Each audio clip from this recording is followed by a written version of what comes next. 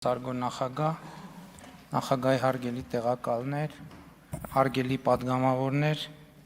կառավարության հարգելի անդամներ, շնորհակալ եմ բոլոր նրանց, ովքեր մասնակցեցին քննարկմանը, հարցեր տվեցին, հարցադրումներ արեցին, բայց հայտնի հանգամանքների բերումով տենց քննարկումը մի տեսակ կիսատ ստացվեց, եւ ես ուզում եմ ընդունել իմ մեղքը, ըստ ամենայնի տարիքը իրենը ասում է, եւ ես լրացուցիչ իմ կոմունիկացիոն հմտությունների վրա աշխատելու անհրաժեշտություն ունեմ, որովհետեւ ես երեք ընդամենը ուզում էի ասել, որ հաշվի առնելով, խնդրում եմ ես մեկը բաշխեք, էլի, ընդամենը ուզում էի ասել, որ հաշվի առնելով անդիմության զգայունությունները, չեմ ասում Կտրիչ Ներսիսյան, ասեց բաշխեք, էդ էլ մարդը ասեց, ես մեկը բաշխեք, այսինքն ոչ թե ասում եմ, այլ չեմ ասում, ես մարդիկ թողեցին նեղացան, բայց ես իրան չեմ մեղադրում, ես ըստ ամենայնի իմ միտքը լավ չձևակերպեցի, այսօր անկեղծ ասեմ, այ Ռուբեն Ռուբինյանը վկա, այսօր որոշել էի, որ եզրափակիչ խոսքում գալու եմ, ասելու եմ Գարեգին Բ, մեկ էլ ասի կարող է քպն սկսի, ասել եմ Ռուբեն։ Եվ վստահաբար կսկսեր։ Ուզում էի ասեի Գարեգին Բ կամ ուրիշ ավելի ձևակերպումներ, եւ ասեի հարգելի ընդդիմություն, որպես կարմիր գորգ, այս արտահայտությունը փռում եմ ձեր ոտքերի տակ եւ վերադարձեք խորհրդարան, դել չթողեցին որ ասեմ, էդ էլ չթողեցին որ ասեմ։ Եվ հիմա, հարգելի գործընկերներ, ամենահետաքրքիրն է նա, այս ընդդիմությունը, հարգելիս ընդդիմությունը, այս ինչ լեգիտիմության թեմա է առաջ քաշում։ Ժողովուրդ ջան, լեգիտիմ չի, ասել եմ դեռ նախորդ գումարման խորհրդանի վերջում, վայր դրեք ձեր մանդատները, հրապարակը սպասում է ձեզ, հեղափոխություն արեք, ժողովուրդ ջան։ Ավելի լավ հեղափոխական իրավիճակ Կամ ոչ լեգիտիմ ընտրությունը, ոչ լեգիտիմ իշխանությունը չկա, դա դրախտ է ցանկացած ընդդիմության համար։ Ձևերն ցույց ենք տվել, գնացեք Գյումրիից, քայլելով կամ վազելով կամ այն մի ընդդիմությունը բանից էր գնաց, տարբեր կողմ, 4 կողմերից էին գնացել, չգիտեմ, նստեք են աթոռին, նստեք են, գնացեք հեղափոխություն արեք։ Այս ինչի մասին է խոսքը։ Ես ընտրություններից առաջ եմ, կեղծվել են ընտրությունը, էդ ում ձայնն է կեղծվել, ասել եմ հրապարակ կոչ եմ, ես եմ կոչ արել ժողովրդին դուրս գալ եւ հեղափոխություն անել։ Բա եթե ինչի են այս մարդիկ անդադ չեն կողմնոսում, գնում են, գալիս են, դուրս են գալիս, ներս են մտնում, որովհետեւ այս մարդիկ լեգիտիմության խնդիր իրանք ունեն։ Իրանք այս դահլիճում տիրոջ կարգավիճակ չունեն, իրանք հասկանում են, որ տնվոր են, գործուղված ինչ որ մի միսիայի մասին ու գիտեք իրադարձությունները արագ են զարգանում չի գալիս հանձնարարականը ինչ անել չեն կողմնորոշվում գնում են գալիս են ես կարծում եմ բայց սա իրանց խնդրեմը չի սա մեր խնդրեմն է սա Հայաստանի Հանրապետության խնդրեմն է եւ ես կարծում եմ որ այս ընտրությունը կամ մանդատները վայր դրեք եւ զբաղվեք հեղափոխությամբ Կամ եկել եք, նստեք, աշխատեք, ամեն բառի վրա նեղանալ գնալը, չեմ կարծում, թե ուժեղության նշանը։ Այստեղ իհարկե քննարկումը շատ ակտիվ չեղավ, ես չեմ հիշում, գիտեք, որ ես 2 օր տևի կառավարության ծրագրի քննարկումը, ճիշտ է չեմ ստուգել, բայց գոնե տպավորություն, էդ եմ ասում, տպավորությունների մակարդակում այս ամենակարճ քննարկումն է կառավարության ծրագրի նախ այս 4-րդ ծրագիրն է որ այո 4-րդ ծրագիրն է որ մենք քննարկում ենք բայց քննարկվող հարցերի մեջ էլի հայաստանյան առաքելական Սուրբ եկեղեցու հետ կապված հարցերը որոշակի դերակատարում ունեին ընդդիմության ներկայացուցիչը ասում է ձեր իդեալը բանի հոգևորականի Նավասարդ Կճոյանն է եւ դուք ուզում եք նրա միջոցով Ես ձեզ ուզում եմ ուղիղ ասել, եթե Գարեգին Բ-ն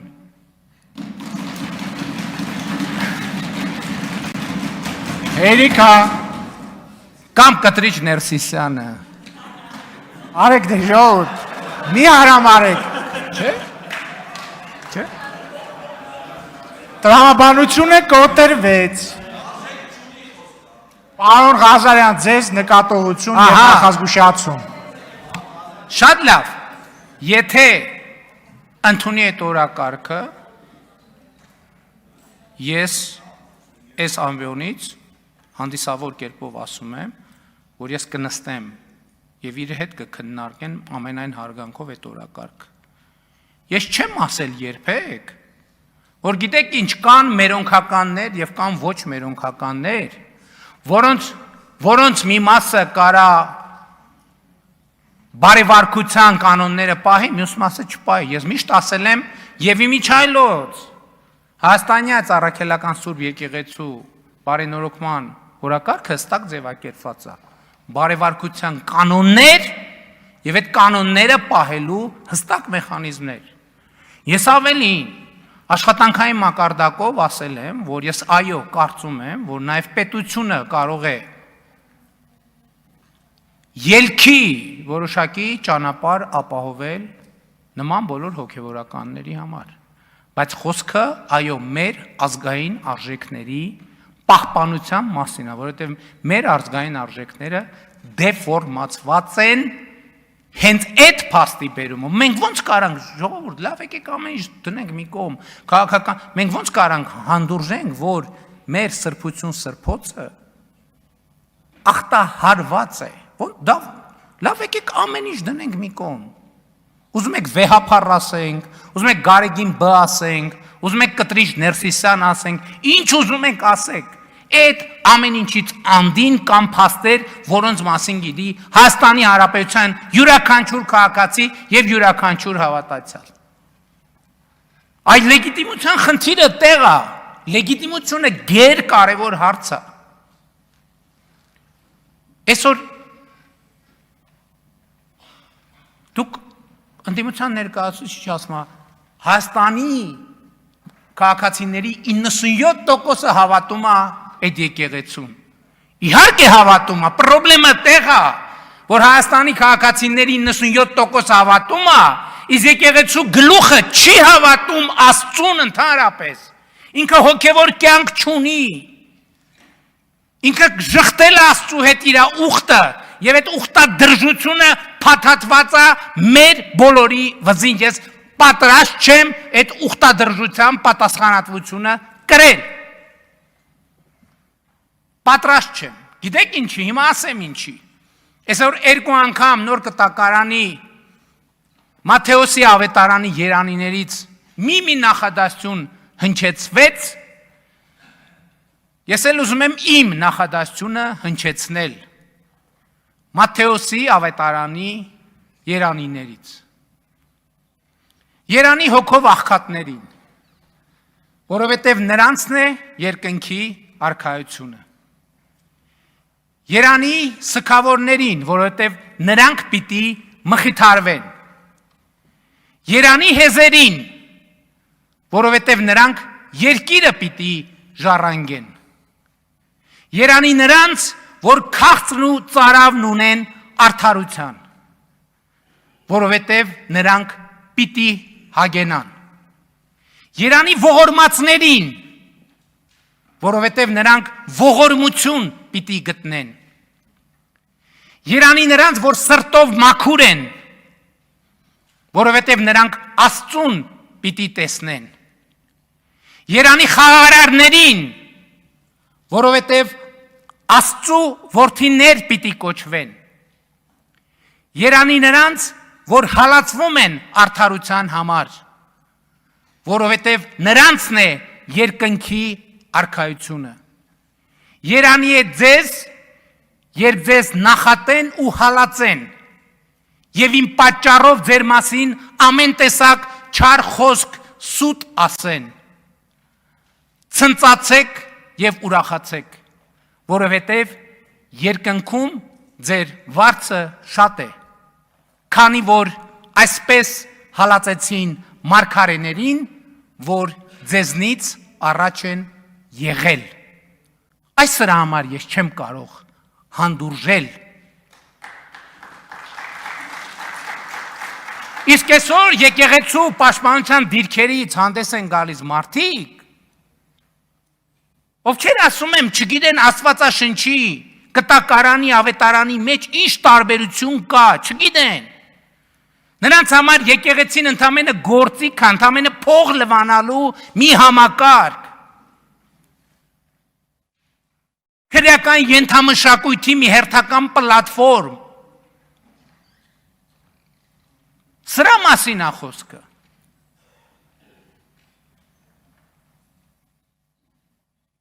Եվ էլի ասում եմ, Հայաստանյաց առաքելական Սուրբ եկեղեցու պատարագի կանոնական տեքստում 40-ից ավել անգամ խաղաղություն անունը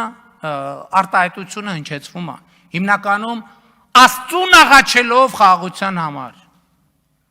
Աստծուն աղաչելով աշխարհի խաղաղության համար։ Այսինքն մի քանի տեղ ընդգծվում է աշխարհին խաղաղություն։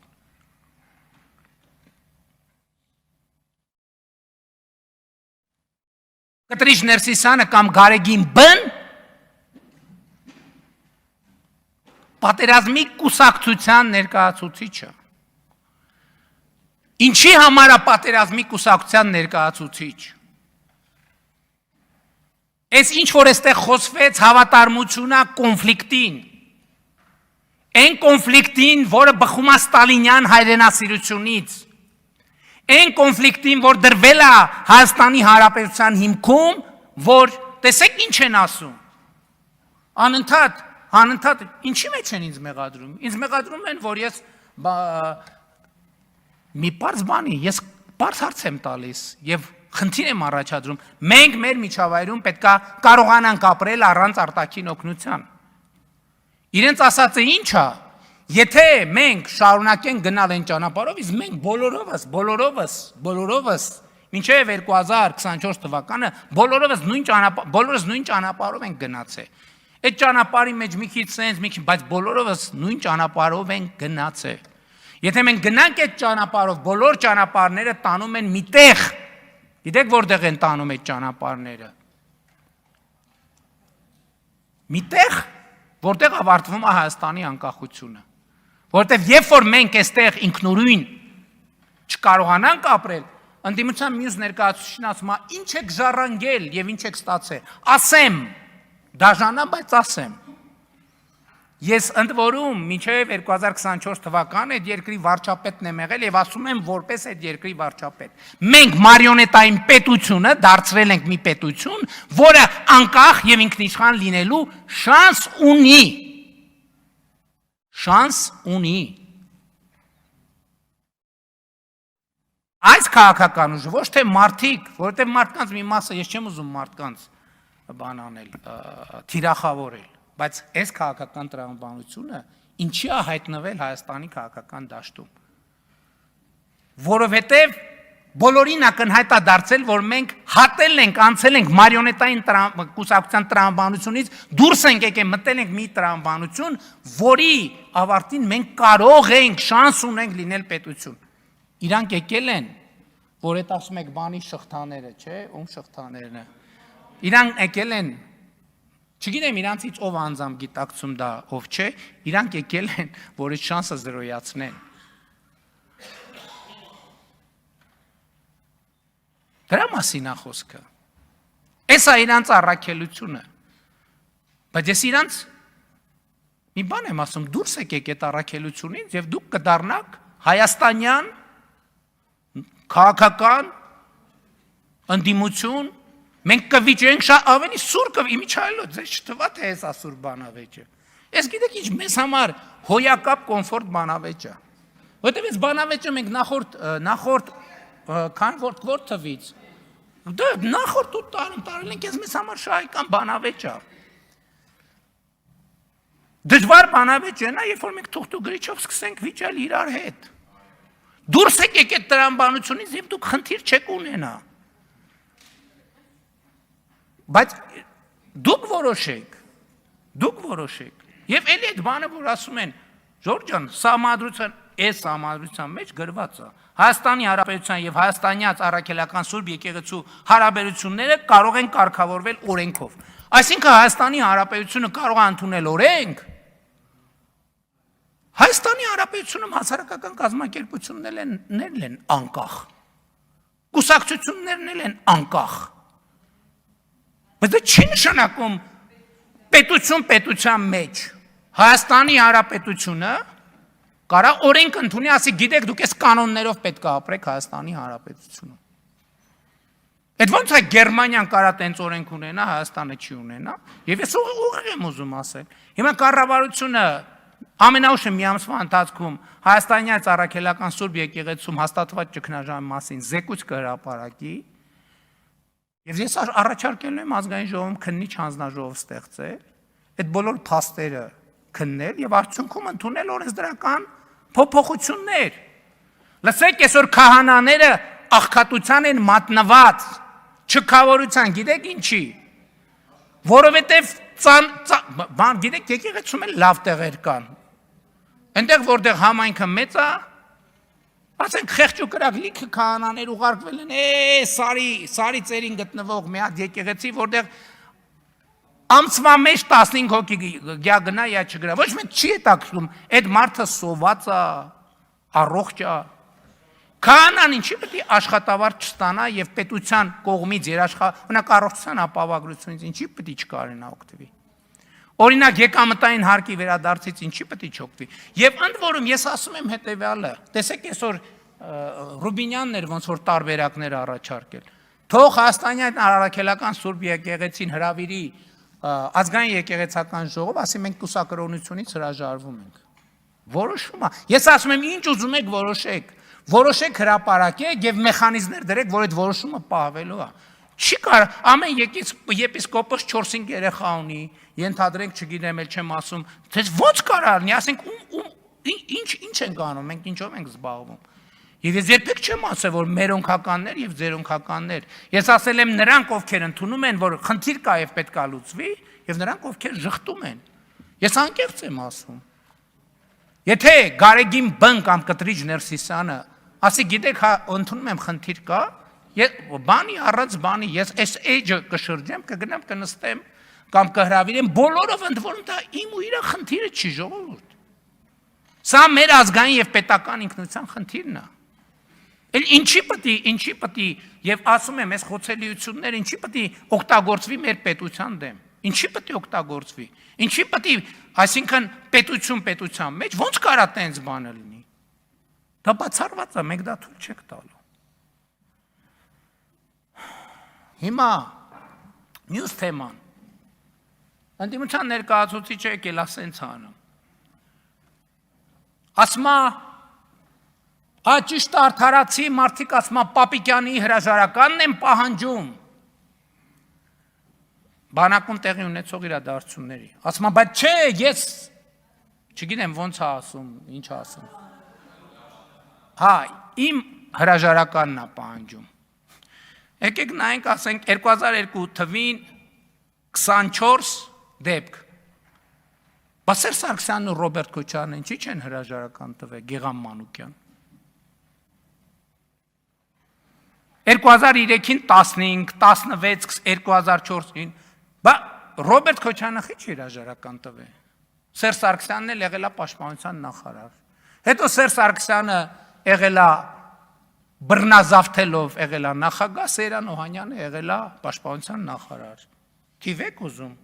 2010 թվական 21 դեպք սպանության եւ ինքնասպան, բա քիչ է հրաժարական տվել։ Կամ հա, բարձր որ կոալիցիան կամ բանը, կամ Սերժ Սարգսյանը, կամ Սեյրան Օհանյանը, մի հատ է ձեր խմբակցության ղեկավարներ, բա քիչ եք հիշում այդ մեխանիզմների մասին։ Եվ այլն, եւ այդպես շարունակ։ Եվ այսօր մենք ուրիշ խնդրեմ ունենք, այո, այսօր նախարարը միջազգային զեկույցի մասին է պատմում, այդ զեկույցն ասում է, որ ինքնասպանության պրոպագանդան բերում է նոր ինքնասպանություն։ Մեր ընդդիմությունը խոցելու համար երբեմն նախարարին, երբեմն կառավարությանը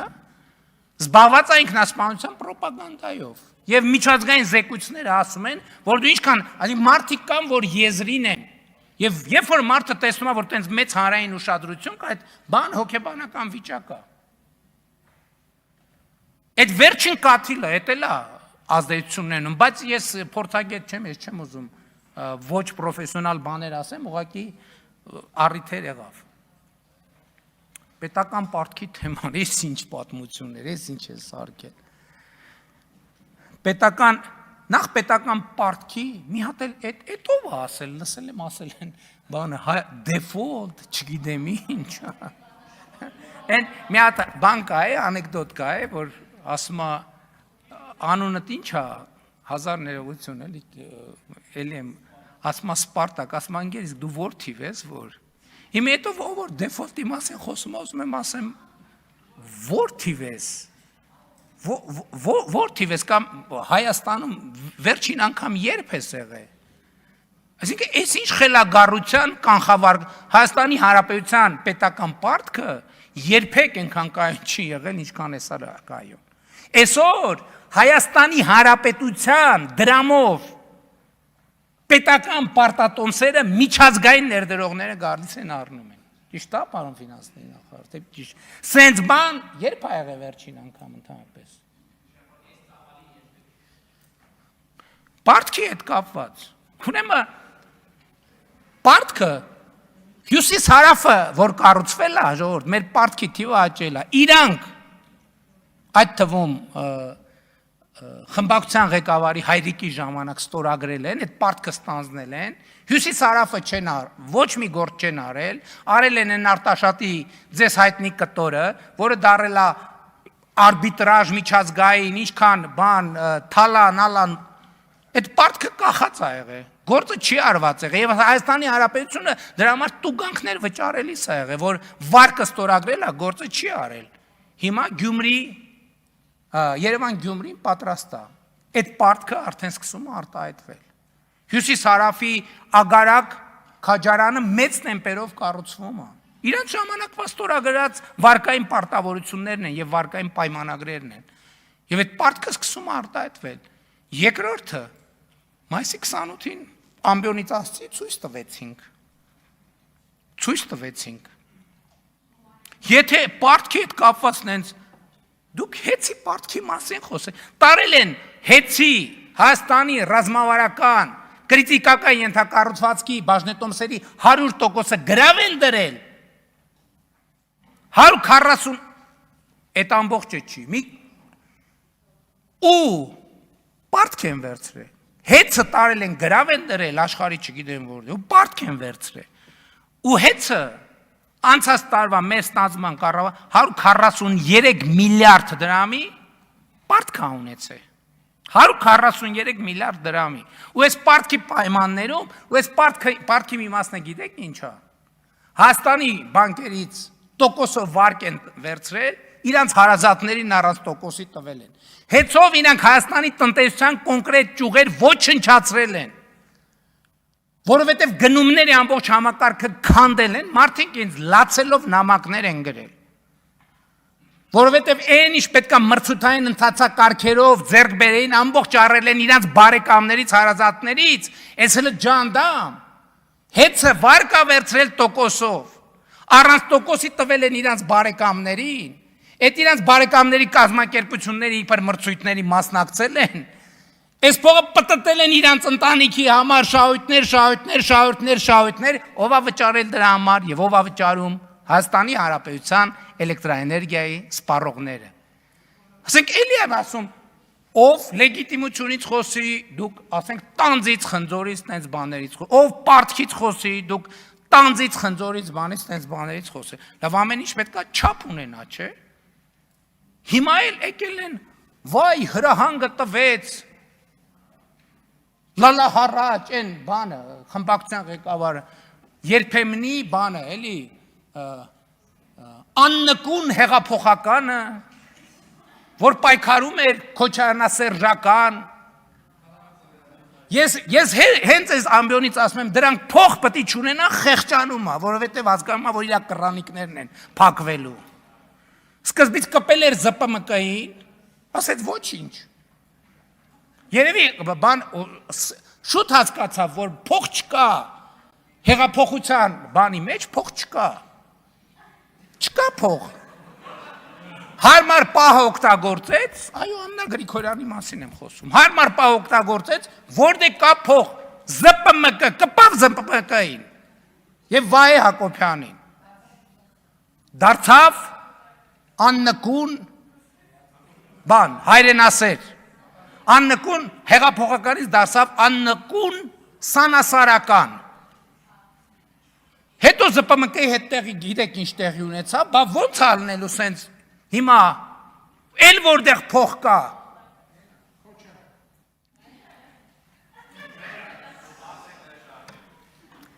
Այո։ Չէ, բայց չենք թողի, որ այդքան ասել եմ պետք է փող չունենան։ Անենց որ լրիվ ուրիշ բան պետք է մտածի, լրիվ ուրիշ բան պետք է մտածի։ Ինձ ասում են հələ պատկերացրեք, ասենք հասկանում եք, չէ՞։ Ես երեգիրիկուն խոսում եմ, հրահանգ եմ տալիս տեղից առավոտ գործողությունը։ Եթե հրահանգ, Ժողովուրդ ջան, ես հրահանգը ստեղ չեմ տվել։ Ես հրահանգը տվել եմ Հանրապետության հրապարակում 2026 թվականի հունիսի 5-ին։ Ինչ եմ ընդեղից տվել, որովհետև ոչ մեկ չի ասում։ Լսի, ոչ մեկ չի ասում։ Պիացա Գրանդե։ Սպայտունը պատմամշակութային հուշարձանը քանդել են տեղը Ռոբերտ Քոչարյանի, Լևոն Քոչարյանի եւ Սեդրակ Քոչարյանի սեփականությունն է։ Ոնց։ Play City, Թենիսի մանկապատանեկան կենտրոնը վերցրել են մարդիկ, դարձել են իրանց համար օրանժ։ Toyota Երևան, մի հատ մի կողմից, եթե ես ճիշտ հասկացա, էլի բանը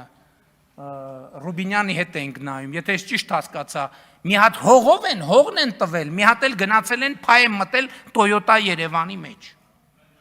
Պարոնյան 8 շենքի տեղը հին շենք ա եղել, այդ վերցրել են կոպեկներով։ Կապուտակ Սևան, ես կոնգրես հյուրանոցը, չգիտեմ սրա մասա թե չէ, Կասկադում 2 հեկտար հողամաս։ Ժորժ ջան, ես ձեզ հարց եմ տալիս։ Նախ 2 հարցադրում կա։ Ես 8 տարի վարչապետ եմ Հայաստանի Հանրապետության։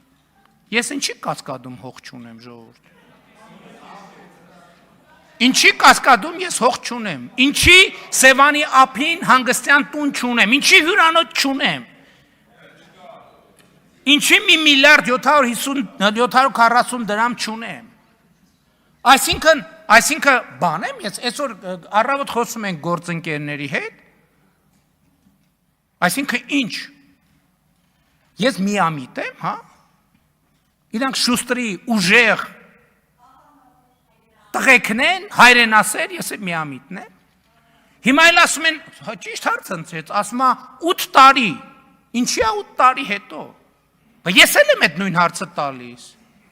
ասում եմ ինչի է 8 տարի հետո, 8 տարի ինչով, այս փաստերից որևէ մեկը նոր է, ինչի է 8 տարի հետո, ես եմ, բայց ինչի եմ Հանրապետության հրապարակից ասել, ասել եմ են պատճառով, մի պարզ պատճառով, որովհետև լինելով իշխանություն, ամեն օր կռիվ ենք տվել այդ մաֆիայի դեմ, այդ սեփականությունը ինչի է Ռոբերտ Քոչարյանինը և մյուսներինը, որովհետև ասում եմ, ում ուզեցել են առել են, ում ուզեցել են ծախել են, և գիտեք ինչ քաղաքական նարատիվով, եսա մի շաբաթ սրան գնում են, եսա մյուս ուրբաթ սրան գնում են, եսա բան, եսա սենց արնելու, եսա ընդես դաբրոկա, և այդ բանում դատաիրավական համակարգում էլ մի մասսա կա, չէ, որ նայում այսօր առավոտը մերոնք եսա գալու են, եսա ասել էի ձերոնք ինչ են անելու, գալու են, բայց 8 տարի, ինչի ես պտի 30,000 մարդու ներկայությամբ այդ խնդիրը դնեմ, ինչ եմ էտ օր ասել, որ ասել եմ ժողովուրդ ես իմ պլանն է, եթե համաձայն եք գնացեք քվեարկեք։ Եվ պետությունը, որը Հայաստանի Հանրապետության ժողովրդի իշխանության ներքոյա, պարտավոր է ժողովրդի կամքը կատարել, այո պտի նստեն, այո այս սաղունեց կվածքը, ես ասում եմ Ծառուկյան Գագիկը պտի հայտարարություն անի, ասեն ինչ էիք անում, ասում, որ թոշակը պիտի նվազագույն սպառողական զամբյուղի չափ ըլնի, Բա երբ է թոշակը բարձանալու, Քոչարյան Ռոբերտն էլ պտի ասի դա։ Իրանք էլ պտի ասեն, իրանք պտի փող չունենան, որ ընտրակաշառք էլ բաժանեն, եւ դա իմ քաղաքական հանձնառությունն է։ Եվ այն պետությունը, որը սա չի անի, չի կարա չանի, որովհետև սա արդեն իմ ասածը չի, սա Հայաստանի Հանրապետության ժողովրդի ասածն է, դե փորձի մեկը չանի։ Դե փորձի մեկը չանի։ Բրծելա ձեր մաֆիայի ժամանակները, որ ում ուզենաք առնեք, ում ուզենաք ծախեք։ Բրծելա։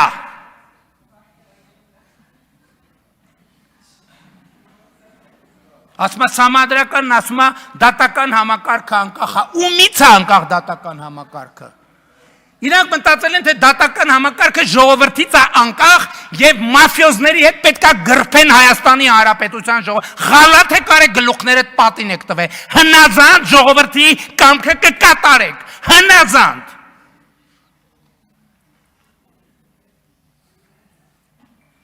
Ութ տարի Բա ես չգիտեին, ովքեր էին, չգիտեին ես բանի, կասկադի պատմությունը չգիտեին, ինչ են ես գործերը դարակներուն, ես որևէ մեկին ասել եմ, որ բան արեք, կամ կանգնացրեք, կամ ես արեք, կամ են արեք, բա ժողովուրդն էլ ասում է, երևի սա էլ դե մտածում է, ասում է, դե նրան,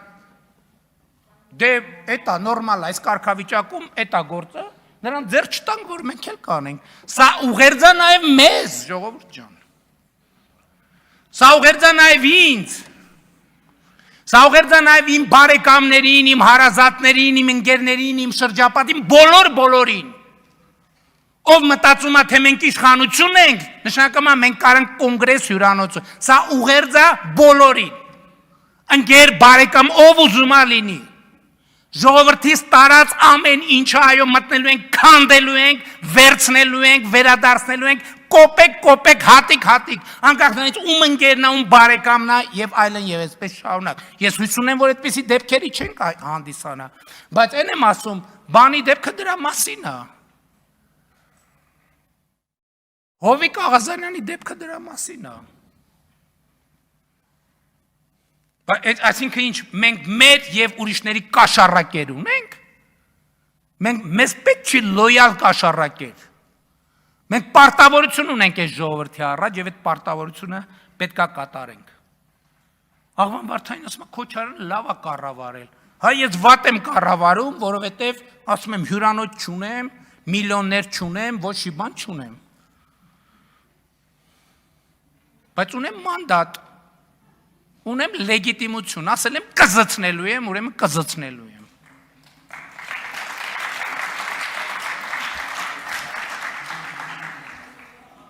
Բարից դե յուրե իմաստով։ Մի հատ էլ ասում են, բանը, ասում են Քոչարյանի բնակարան են մուտք գործել։ Այսօր իրավապահներից հետաքրքրվում են, ասում են 54 հասցեում խուզարկություն է, Քոչարյանը 54 բնակարան ունի։ Մեկ էլ ասում են երեխեքը, որ մեկ էլ երեխեքին, Ժորժ ջան, այսօր քրեակատարողական հիմնարկում գտնվող մարդկանց 80%-ը ունի երեխեք։ Այս ինչ մոտեցում է, այսինքն ինչ է նշանակում, էլ երեխեքին բերել բան անել, դեմ անել, որ երեխեքի տիկունքում թաքնվել։ Բա քրեական գործը պետք է խուզարբախի ածն գնացել։ Բա ով բանին քննիչին է մեկին մենակ ուղարկեն, որ բան անեք, վրա տակ մի հատ էլ գլուխ գովակ, ասեք, տեսակ ինչ ուզեղ տղեկ էինք, բան արեցինք, չթողեցինք, բա պետությունն է պետք է աշխատի։ Բա ասել են պետության համը բերանները տա մնալու։ Հենց մի քիչ զգանք, որ այդ համը բերանները թուլացել է, պետությունը, ժողովրդի պետությունը բերաններից իջնելու է։ Եվ էլ չկմեղանալու տեղ չկա։ Այո, մենք 2018 թվին արել ենք ոչ բռնի թավշյա հեղափոխություն ժողովրդ եւ ասել ենք վենդետա չլինելու, ասել ենք սիրո եւ համերաշխության հեղափոխությունա։ Բա 8 տարի մեկը տեկակ ասիկա ընկերներ, այս թալանել ենք, դուք էլ օրենքով հնարավորություն եք տվել, որ 25%-ը մնա մեզ, այն մնացածը վերադարձվի։ Մեկը եկել է տենց բան ասել։ Նայում են, հոխորտում են, չգիտեմ, գնում են հարավներում, հյուսիսներում, բաներում, դաբրոներ են նայի, նրանց էլ բանը թևերի տակն են տալիս, ասում են գնացեք, դավայ, ոչ մի խնդիր չունեք, եսա հավաքվում են կառավարության նիստեր են անում, բան են անում եւ այլն եւ այլն։ Այնօր պատահական աչքովս ընկա գրելա Նարեկ Կարապետյանը Հոպար ջան ծնունդդ շնորհավոր, այլևս Հոպար ջան, այլ պարոն վարչապետ չի։ Բայց չի չեք գրե պարոն վարչապետ ծնունդդ շնորհավոր, բայց չի չեք գրե։ Բա գրի։ Ահա գրի ամեն օր։ Լրություն։ Ամեն օր տենց էլի նկարվեք, ռիլ սարքեք, գցեք, նենց։ Էլի ասեք պարոն վարչապետ, մենք առաջարկում ենք ինքնիացի, այո, ես պաշտպանում եմ այդ առաջարկությունը։ Ու տենց ամեն օր նկարվեք, գցեք։ Ասում են մարտի մեկի գործը բացահայտված է։ Հայաստանի իրավապահ համակարգը մաֆիոզ ազդեցությունների պատճառով չի տալիս դրա գնահատականը։ Քրեական գործում մարտի մեկի մի դրվագ չկա, որը բացահայտված չի։ Սպանությունների պահը այդ ամեն ինչով պետք է գնաց, որ բացահայտի։ Պարզա, որ սպանությունների հրանգը տվել է Ռոբերտ Քոչարյանը։ Ոնց են բերել բաները ֆորմեկը, Ղարաբաղից ոնց են բերել, ոնց են օլիգարխներին տարեբաժանել, որ օլիգարխը որտեղ է, ամբողջը բացահայտված է։ Հայաստանի Հանրապետության դատաիրավական համակարգը կամք չի ունեցել, որովհետև անկախ է կառավարությունից։ Մենք այդ էթիկան պահել ենք անկախ է կառավարությունից։ Եվ քանի որ կառավարությունից անկախ է, կարա օլիգարխներից նախկին ինչքան փող ասես առնի, հետաձգի։ Գագիկ Խաչատրյանի դատավարության հետ ինչ եղավ։ Դատավոր այնքան դատը ձգեց, մինչև թոշակի գնաց։ Հա։ Ու համոզված եղեք միայն պետության թոշակի հույսի չի իմանա։ Ես վստահ եմ, ինչ որ մի բան ինձ հուշում է։ Ինքնայև է փաստաբանը։ Ինձ էլ ասում են Արցախը եւ արցախցիներին չեն սիրում։ Արցախը իրանց համար եղել է ընդամենը փող քերելու միջոց։ Փող քերելու միջոց։ Հայաստանում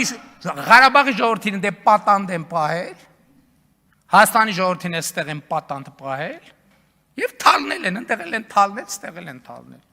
Ընդ որում էսա ամբողջ խմբավորումը եւ նախկին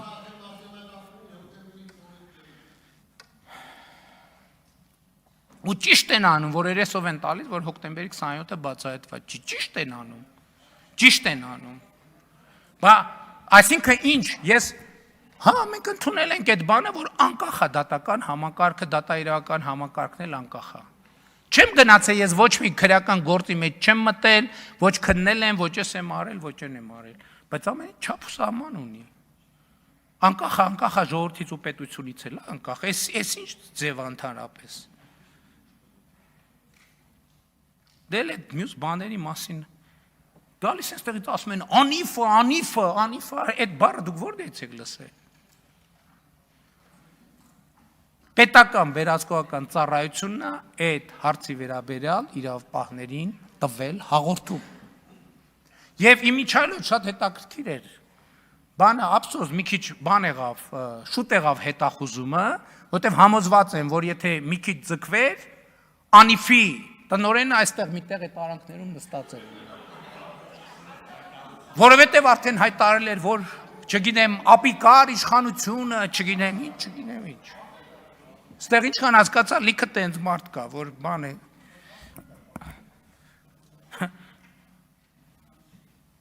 Մարդուն ընտրել եք մարդու իրավունքների հանձնաժողովի նախագահ, եկել ասում է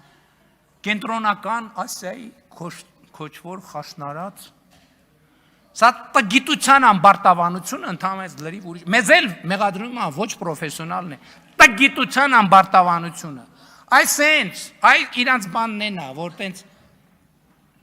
Գանես ամբիոններից խոսան, որ մենք բոլորը, ոչ մեկ, ոչ մի բան, մենք ալֆան ենք և օմեգան ենք։ Լսեք, հնարավոր չի ուրիշներին նկատմամբ անհարգալից լնելով, հարգանք ներշնչել, ընդհակառակը, դրանով ասում եմ, դա տգիտության ամբարտավանության մասին է խոսքը։ Այսօր կենտրոնական Ասիան աշխարհում ստրատեգիական կարևորագույն կենտրոններից մեկն է։ Ընդ որում մշակութային հարուստ ժառանգությամբ։ Այդ մարդկանցից որևէ մեկը կենտրոնական Ասիայի որևէ մի թանգարանում, մի հնավայրում եղել է, թե չի եղել։ Այսօր կենտրոնական Ասիայի պետությունները յուրաքանչյուր իրենց մոդելով, բայց հաջողակ եւ հաջողված պետություններ են։ Հա գիտեք տենց ինչի է ասում, որովհետեւ կարող ասենք պարզվի կենտրոնասիական երկրների հետ օրինակ կարող է, չգիտեմ, կոնսպիրացիա կարող է մեկ է պարզվի գազի գործարք կարող է կնքենք հետները, բայց որ այս ամբիոնից տենց բանը հնչում կարա, չէ՞ դա նեգատիվ ազդեցություն ունենա։ Եվ այլն եւ այսպես շարունակ։ Հա։ Հիմա Ժորժ ջան, եկեք հասկանանք, այս ինչ թեմա է, քյարքի թեման։ Շատ բարձ բան է ասվում։ Ասվում է, որ Հայաստանի միջազգայինորեն ճանաչված տարածքը 29743 քառակուսի կիլոմետր է։ Եվ այս թվաբանության մեջ չեն մտնում մեր էքսկլավը մտնում է, Ադրբեջանի անկլավները չեն մտնում։ Եվ դրանք արտահայտված են այն քարտեզներով, որոնք արտահայտում է 1991 թվականի Ալմա-Աթայի հռչակագրի իրավիճակը։ Հիմա ասել, որ չէ, տեն չի, նշանակում է ասել, որ Հայաստանի ինքնիշխան միջազգայինորեն ճանաչված տարածքը 29743 քառակուսի կիլոմետր չի։ Սա նշանակում է պատերազմ հայտարարել։ Եվ պատերազմի կուսակցությունը դրանով է արտահայտվում։ Ես ասում եմ ինչի եւ ես կռահում եմ իրանց թելած թելից։ Ես ինչ եմ արել այդ արտահայտությունը, ինչ եմ ասել քյարքի, որ էսկալացիայի բոլոր հնարավորությունները բացառեմ, բոլոր։ Հիմա չկա այլևս որևէ կետ, որի շուրջ հնարավոր է էսկալացիա անել, պրովոկացիա անել եւ քարոքանդ անել Հայաստանի եւ Ադրբեջանի միջև խաղաղությունը։ Էլի եմ ասում, ոնց ինչ սցենարով կլուծվի։ Այդ բոլորովին ուրիշ հարց է, որովհետեւ այն խնդիրները մենք մեր խնդիրներն ենք տենում, նույն խնդիրներն էլ Ադրբեջանն ունի։ Եվ ես ասում եմ, մենք պետք է նայենք, մենք իրար համար խնդրեմ ենք ստեղծում, թե լուծում ենք խնդիրները։ Եվ այս հարցի շուրջ պետք է նյարդը զրոյացնել։ Երբ որ զրոյացվեց, բոլոր հարցերը կլուծվեն լավագույն ձևով։ Բայց իրանք չեն ուզում հարցերը լուծվեն լավագույն ձևով, որովհետև իրանք եկել են շղթաները Հայաստանի ոտին կապելու, իսկ որպեսզի իրանց ուզածը գիտեք ինչ է։ Իրանց ուզածն է նա, որ հապկի խաղապահները մտնեն Հայաստանի Հանրապետություն։ Իրանց միակ առաքելությունը, բոլոր նարատիվները, իրանք ես էլ եմ ասում, ես չգիտեմ ներկաներից ով է գիտակցում դա, ով չի, իրանք ունեն շատ կոնկրետ առաքելություն։ Հապկի խաղապահները մտնեն Հայաստանի Հանրապետություն։ Ես ձեզ հիասթափեցնում եմ, հապկի խաղապահները չեն մտնելու Հայաստանի Հանրապետություն։ Եվ ընդհանրապես խաղապահ չի մտնելու Հայաստանի Հանրապետություն, որովհետև խաղաղությունը հաստատված է եւ խաղապահը ժողովուրդն է, այո, այդ թվում։ Այո, Հայաստանի ժողովուրդն է եւ Ադրբեջանի ժողովուրդն է ամենահուսալի խաղաղապահը։ Եվ որևէ օտար խաղաղապահ Հայաստանի տարածք չի մտնելու։ Եվ սա է 4-րդ հանրապետությունը։ 4-րդ հանրապետությունը սրանով է տարբերվում։ 4-րդ հանրապետությունը չի գնում տարբեր բևեռներում աշխարհաքաղաքական իր գոյության իրավունքը մուրում։ 4-րդ հանրապետությունը ամենօրյա աշխատանքով իր ապրելու, զարգանալու, լինելու իրավունքը վաստակում է։ Ասում են Սփյուռքի հետ հարաբերություններում խզում ենք առաջացնում։ Այո, մենք ասել ենք, որ Սփյուռքի հետ են հարաբերությունները եւ որ Հայաստանը second hand շոր ուղարկելու տեղ այդ հարաբերությունը ոչ միայն չկա։ Ես արգելել եմ, ասել եմ, հանկարծ որևէ պետական մարմին օգտագործած շոր, կոշիկ, չգիտեմ, ավտո կընդունի, այդ պետական մարմնի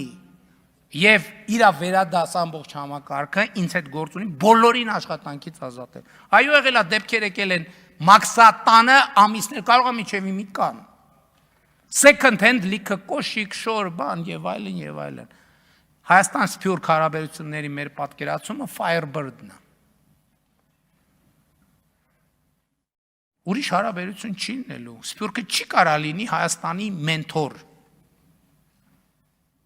Այդ բանն անցել է, գիտեք, վայ, գիտես էս ինչա։ Սա բանա, սնիկերսա, գիտես, ես ինձ հետ տենց դեպք եղել է։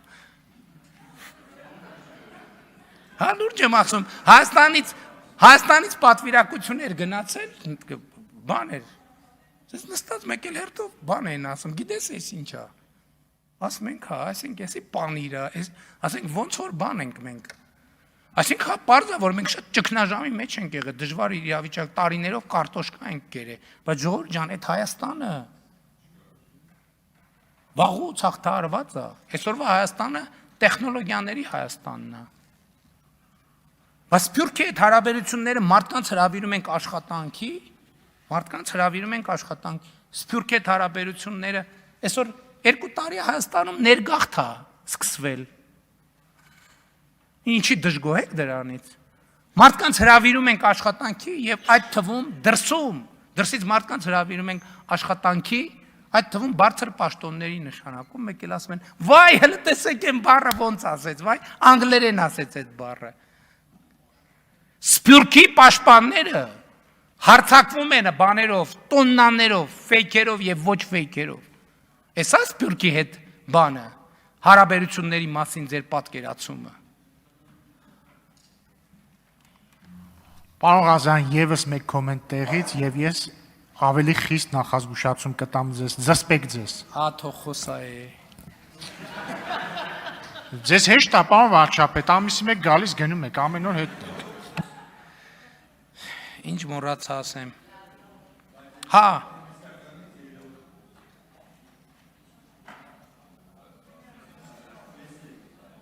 Լավ, պարոն Սիմիդյան, լավ դե հիմա։ Գստացեք, հարգելի գործընկերներ։ Լավ, պարոն Սիմիդյան, հանգիստ։ Լավ, մի թողեք, որ խոսամ, պարոն Ռուբինյան, կներեք, ես սխալվեցի, խիստ եղեք։ Լավ, հարգելի գործընկերներ, խոսացինք, քննարկեցինք եւ ըստ էության ասեցի այն, ինչ որ ուզում էի ասել։ Գիտեք, պատմության մասին այդ բանը, պատմության ստալինյան դիտանկյունը հենց դրա համար է։ Այդ ամեն ինչը, այդ որ sense ասում են պետք չի անվերապահորեն վստահել, բայց ով է անվերապահորեն վստահել, ասում են ոչ մեկին պետք չի անվերապահորեն վստահել, ոչ մեկին, բայց դուք ասում եք չէ, մի տեղ կա, որ պետք է անվերապահորեն վստահել, մյուսներին անվերապահորեն չվստահել, մենք ասում ենք չէ, ոչ մեկին պետք չի անվերապահորեն վստահել, կամ այս պատմությունը, որ ասում են պատմությունը սենց է, պատմությունը սենց է, պատմությունը սենց է, եւ ինչ կապ ունի այդ պատմությունը այս պատմության հետ։ Իսկ կապը հետևյալն է, մենք այսօր պետություն ենք եւ պետքա պահենք մեզ պետության նման, որովհետեւ պետությունը ուրիշ բան է, ասենք ինչպես ընդ որում ամենայն հարգանքով դրանք տարբեր կարգավիճակներ են, ամեն կարգավիճակ ունի իր բանը, ինչպես ազգային ժողովի падգամավոր լինել եւ չլինել, կամ ուսուցիչ լինել կամ ոչ ուսուցիչ, դա որոշակի պահվածքի կոդ ունի, որոշակի էթիկա ունի։ Ասում են խես ասում սենց եւ հա ինչ են ասում Արարատ գյուղին ասում են դավալու, մեզ ասում են սրանք Արարատը ուրանում են։ Հայաստանի Հանրապետության ինքնիշխան տարածքի Արարատ գյուղին ասում են դավալու, երազում են Արարատ սարի մասին, մեզ ասում են Արարատը ուրանում են։ Հիմա ով է ուրանում։ Ով է ուրանում։ Նրանք ուրանում են Հայաստանի Հանրապետությունը։ Եվ ասում եմ, անկախության հռչակագիրը Հայաստանի Հանրապետությունը ուրանալու մասին է, որ Հայաստանի Հանրապետություն անկախ պետություն պետքա չլինի։ 4 տարի, 5 տարի ուղերձներով մանրամասն հրապարակել եմ, գրել եմ դրա մասին։ Այո, այս տարի ուղերձ չեմ արել, որովհետև այլևս ասելու բան չունեմ այդ թեմայով։ Ինչ ասել եմ, ամբողջը ասված է, ինչ պետք էր ասել ամբողջը ասված է, ոչ մի նոր բան չունեմ ասելու։ Եվ հետևաբար այո, մենք այսօր հենց հիմա, հենց այս օրերին իրականացրել ենք եւ հույս ունեմ այսօր ձեր քվեարկությամբ դե յուրե կհաստատենք մի պատմական իրողություն։ 4-րդ հանրապետությունը հաստատված է։ փառք նահատակներին եւ կեցցե 4-րդ հանրապետություն։ Շնորհակալ եմ։